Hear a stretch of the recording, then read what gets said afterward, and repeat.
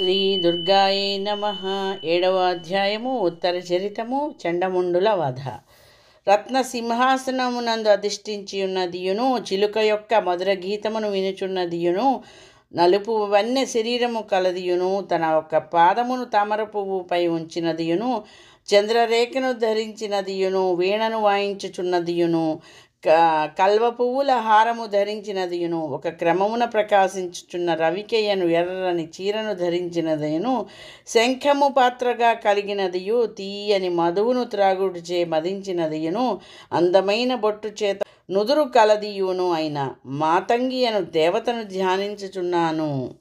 శుంభుని ఆజ్ఞను శిరసావహించి చండముండులను రాక్షసుల నాయకత్వం వహింపగా, అశ్వ గజ రథ పదాతి అను 4 విధములైన సైన్య దళములతో దైత్యులందరూ ఆయుధములను ఎత్తిపట్టుకొని యుద్ధమునకు బయలుదేరాను. ఎవరు? చండముండులు బయలుదేరేది. ఈ అమ్మవారు ఎవరు? మాతంగియే చదువుల తల్లి అని తెలియచున్నది. వాగ్విలాసములు, వీణానాదములు మున్నగు వానితో సంగీత సాహిత్య శాస్త్రములకు ఆమె అధిదేవతి అని అనిపించుచున్నది. కాళిదాస మహాకవి కూడా ఈ మాతంగీదేవిని ఇట్లు వర్ణించెను. మాణిక్య వీణాం పలాలయంతీం మదాలసాం మంజుల వాగ్విలాసాం మహేంద్రనీలద్యుతి కోమలాంగీం మాతంగకన్యాం మనసా స్మరామి.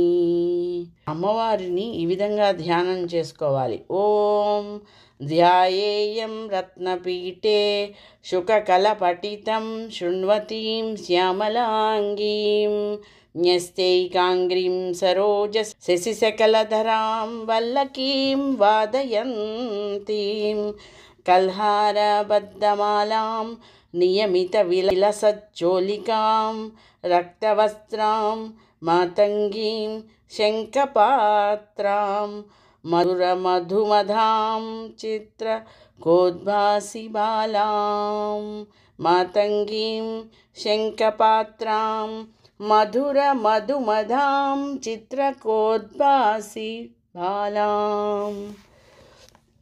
అమ్మవారు హిమవత్ పర్వతము పైన గల్ల ఉన్నతమైన బంగారు శిఖరముపై తన వాహనమగు సింహంపై కూర్చుండి చిరునవ్వు చిందించుచున్న అమ్మవారిని చండముండాది రాక్షసులందరూ చూచిరి. అమ్మవారిని చూచి రాక్షసులెల్లరూ తమ తమ ధనుర్బాణములతోనూ ఖడ్గములతోనూ యుద్ధము చేయుటకు ఉబలాట పడుచుండిరి.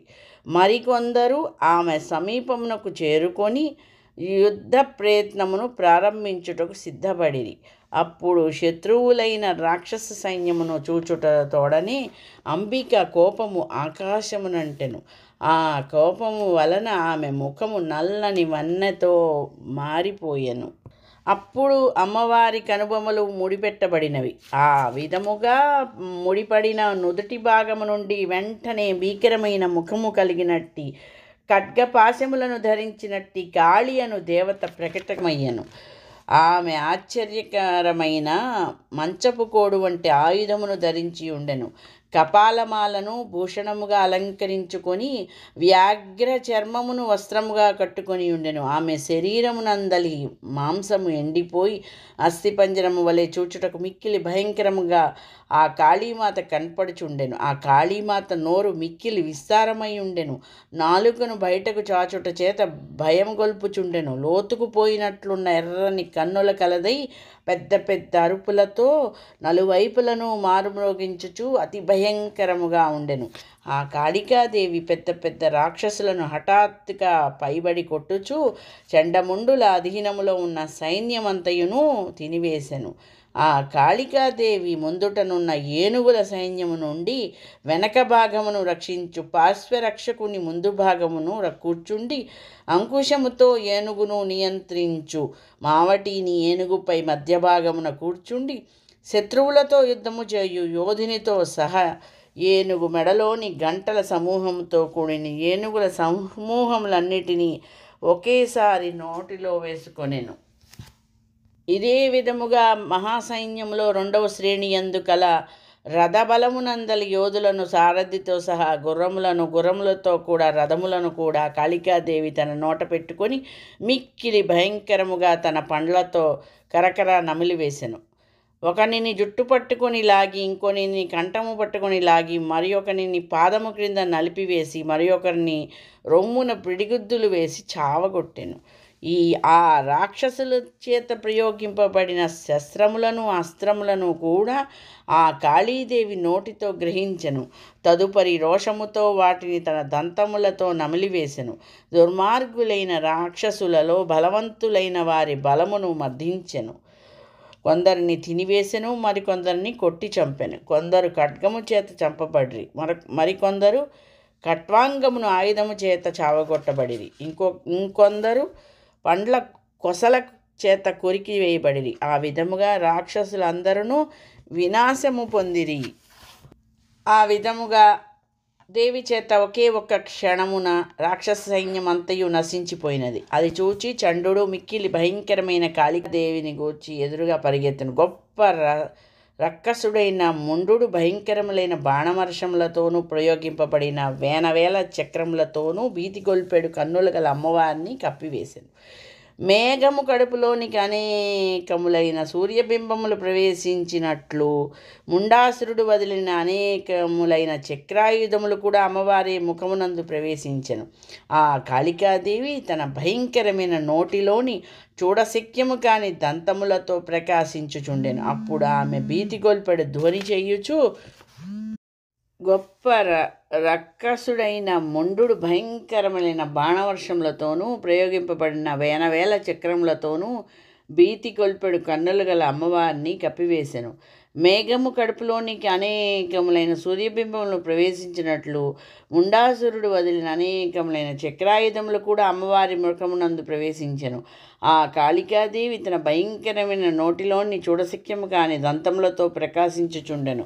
అప్పుడు ఆమెకు భీతిగొల్పెడు ధ్వని చేయుచు మిక్కిలి కోపముతో వికటాట్టహాసము చేసెను. అమ్మవారు గొప్ప ఖడ్గమును పైకెత్తి మిక్కిలి కోపముతో జండుని వెనక పరిగెత్తి అతన్ని జుట్టుపట్టి లాగి అతని తలను నరికివేసెను. అమ్మవారు గొప్ప ఖడ్గమును పైకెత్తి మిక్కిలి కోపముతో చండుని వెనక పరిగెత్తి అతన్ని జుట్టుపట్టి లాగి అతన్ని తలను నరికివేసెను.